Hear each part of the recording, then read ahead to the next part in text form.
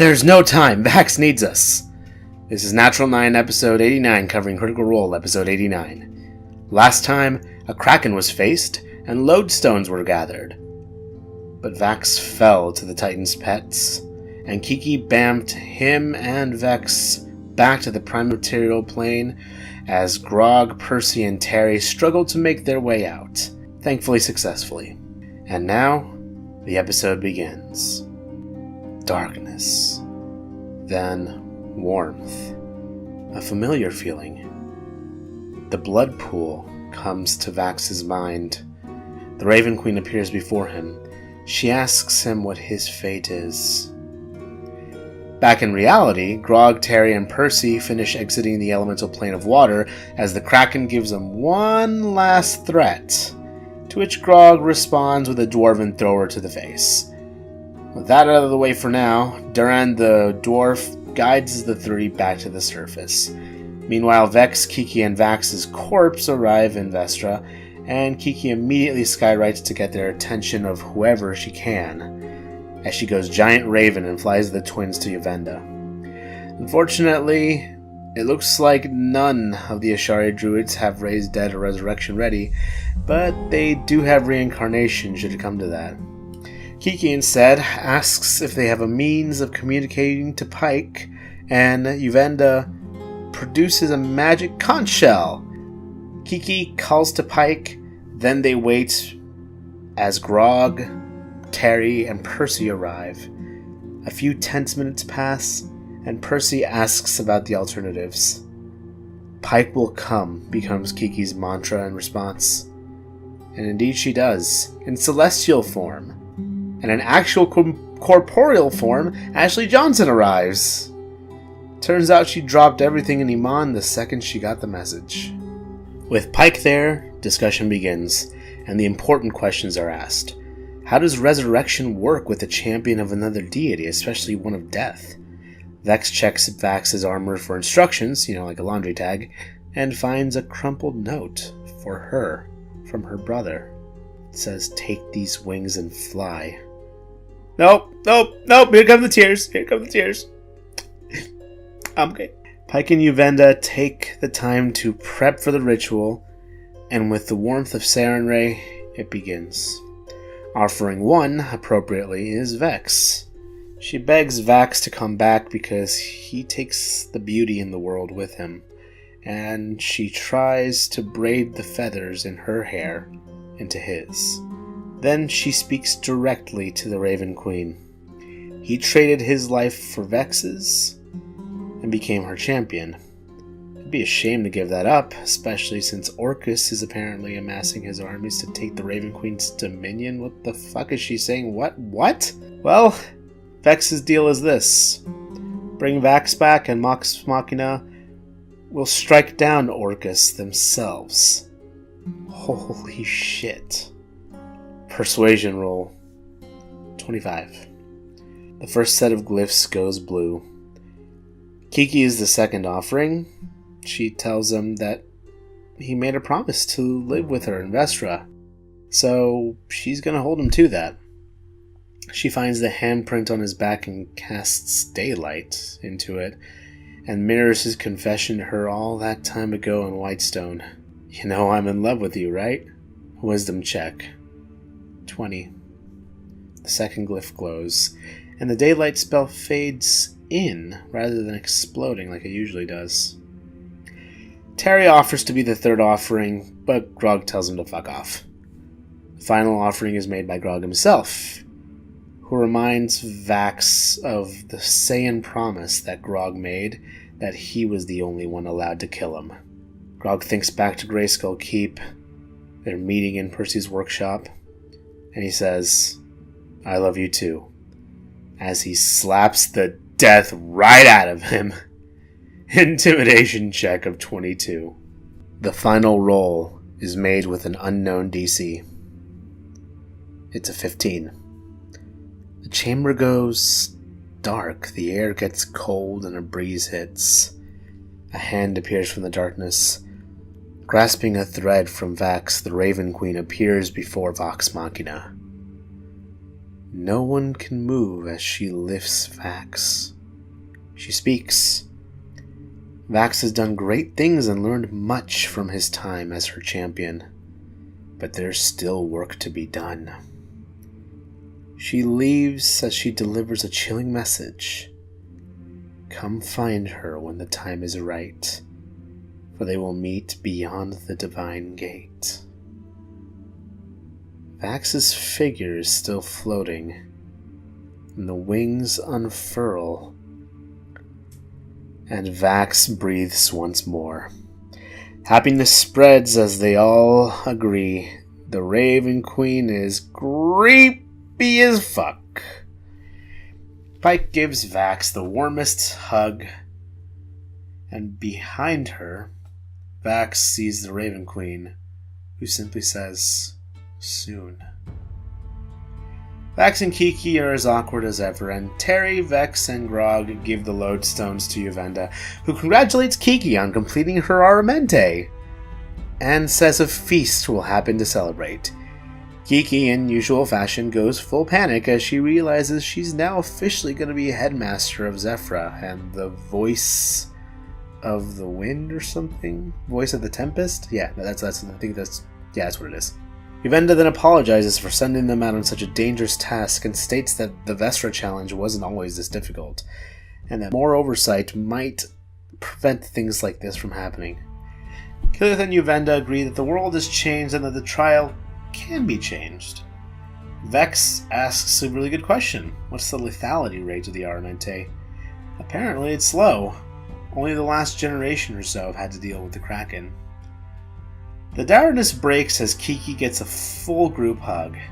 Terry gets Dodie to take down the adventure of their daring escape, and Pike and Terry get formally introduced, with Terry speaking gnome, terribly by Pike standards, though apparently he only got to use it once on a gnome that was part of a spectacular traveling troupe who left in a hurry after a scandal with a handmaiden. Why does that sound so familiar? Break time, and it looks like Liam actually had a backup character ready to go had everything gone wrong. After the break, Vox Machina rests and has a beach episode as Percy makes pretties for everyone and Keyleth has presents of her own. Dragon tooth necklaces from members of the Conclave with a simple enchantment. When one of them goes down, the rest will know as the teeth start beating. Everyone gets one except for Terry because the last one was ultimately meant for Scanlan. Terry gets a flower though, so that's nice. Keyleth ultimately decides to give him the necklace as another one can be commissioned, and Terry drops to a knee and solemnly swears to uphold his position as a member of Vox Machina. He's not a member, shut up. Dodie sketches Terry regally. Percy wonders what the Aramente really is meant to teach. He thinks it's about loss. And he thinks that the person on trial is meant to experience empathy and pain. This is probably his usual cynical self. Percy and Kiki talk a bit about their own relationship, and Percy tells Grog about his casting of friends and he's trying to be honest, but Grog's confused, so it doesn't really do much. Meanwhile, Vax and Vex talk about their own competitions, and Vex tells him about the deal she made. She promises that wherever he goes, she'll go, to which he bawls his eyes out. Grog sets a record in rock skipping. The celebration begins as Captain Adela and the crew of the Drenzala Vise join the party. Keyleth is given a gift by Uvenda. She leads Kiki somewhere as Vox Machina follows. Uvenda tells her to pick a beast. She picks a Garistro. Both are quite intimidating, but Garistro is what she chose. And she imagines this form, and she gains a new beast shape ability to become a Garistro? And a Beholder? And a fucking adult brass dragon? Everyone's confused, and Vex asks all the questions. Apparently these forms are all under Kiki's control. Why didn't you guys sequence break to get this stuff before? This power is Shape Change, a 9th level spell that lets her change between creatures of challenge rating X, where X equals her level or lower, for an hour. Fuck yes! The next morning, Percy and Kiki have more heart-to-hearts, and Vax makes sure to fix up the 2 notes in his armor. Terry and Grog talk about learning something from the fight, and by something, Terry means nothing. Grog provides Terry with an egg of magical properties to help him on his quest. I'm just fucking with you, it's an old as fuck basilisk egg. Grog tells Terry to break it and eat it in time of need, but only in time of need. And he manages to deceive Terry with a 15 deception check versus an 8 insight. What the hecky? Pike meets the crew of the Drizzt and finds Terry to ask Dodie to draw portraits of Vox Machina. As the evening goes, perception checks are made, and Dodie is apparently going around sketching everyone in the middle of the night. And he gets everything. Grog makes sure that he gets everything. Next morning, the portrait's purposes are revealed. They're flashcards for Terry to learn the names of his teammates. The first one is of a scared, half-naked Vax and Kiki, who Terry slowly realizes would have to have been kinda intimate to be in that position. He has Dodie write his names, well, he would if Pike didn't force him to write the names himself. Mom Pike is best Pike. She makes him do the same for Vax, Percy, and Vex. This also confirms that Vex is on top. Good on you, Vex. Sam almost gets Percy's name down, and the last 2 portraits are shown, and Terry asks what the party's sex policy is. Pike encourages him to find out himself. No, Pike. The final portrait is Grog, and he's full Michelangelo style. And he is very obviously a half-giant. Terry promises to protect Grog. Pike tells him to review the flashcards every night, and that she knows when he's not doing it. Mom Pike is best Pike. The party gathers to get ready to leave. Uvenda sees them off, and the party decides to sail the way to Amon to do some research on Hotus and be ready for the trip to the Nine Hells. Grog hugs Pike out of existence as she says farewell for now, and Kiki gives the boat a gale force wind to cut the trip in half. 3 days later, back in Amon, the recovery effort is picking up and the energy is mostly positive.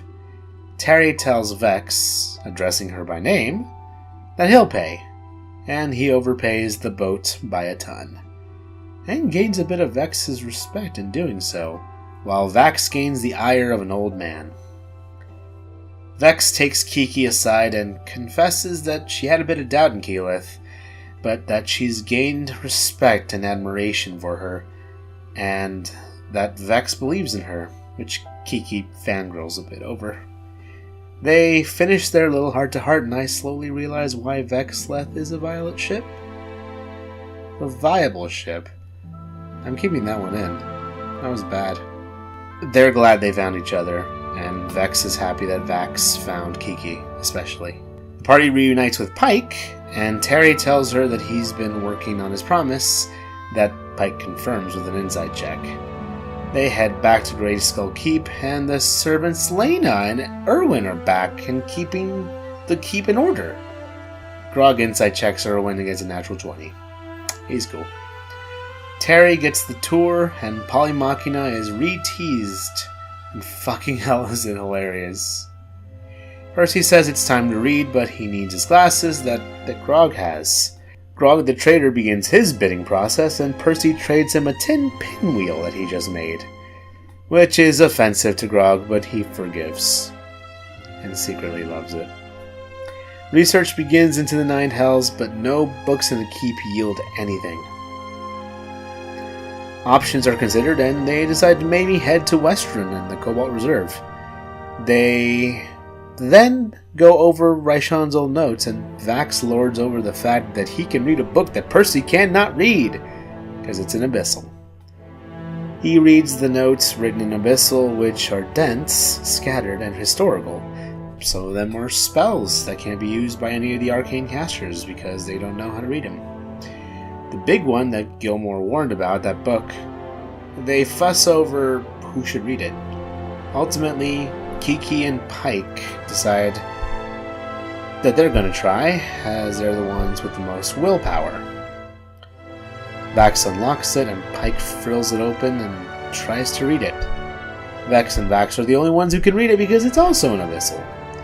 So Vex is the one to read it. Percy gives her a peck beforehand and promises to still love her even when she goes evil. It's a history book about Opash, about the experiments he pushed through, the ones to try to prolong existence by sealing souls into gems and other junk. He writes of his trials, his being pushed away by Marquette, his discovery of his island, and discovering that the island is evil amplifying and that he cannot astral project, and that travel magic breaks there, as the party learned firsthand, and he used the people of the island in his experiments, confirming the fan theory that the gravity pit was full of the people from the island. Then comes the Thordak years. Apparently, the Thordak that Jaman Saward fought is indeed the same Thordak that they fought, revived and controlled by Opash and turned into his pet. The process behind it that he wanted to perfect to extend his own existence and stick his soul into another being. He began to speak of a ritual using a dragon called Gafal the Everfed, a black dragon that terrorized the world during the Age of Arcanum, and that had conducted its own experiments to become a Draco Lich. The notes end suddenly, but a new set of notes begins. These are written in Draconic, and are much more direct, less flowery than the original. These are Thordak's notes, after he killed Opash. He wished to take these notes to learn the process, and it becomes clear that this is what Raishan was after, the way to become a Draco Lich herself. And then Vex has to make a wisdom saving throw.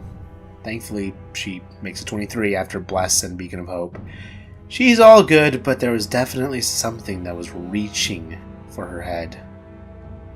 She tells the party what she read, and Dodie transcribes it. The party then debates on whether or not to destroy Opash and Thordak's notes, and ultimately decide to bring it to the Cobalt Reserve. It's a magical library, yo. Shopping in the morning, brunch, and then they head to Westren. And Ashley's almost 3 weeks from being able to stick around for a while, so here's hoping. We keep our protagonist, and our princess is a badass dragon Holdristro. What will the future hold? And what's up with this Orcus deal?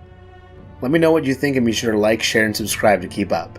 Then you can force me to learn people's names on Twitter here. I'm Arthur from Natural 9, and is it Thursday yet?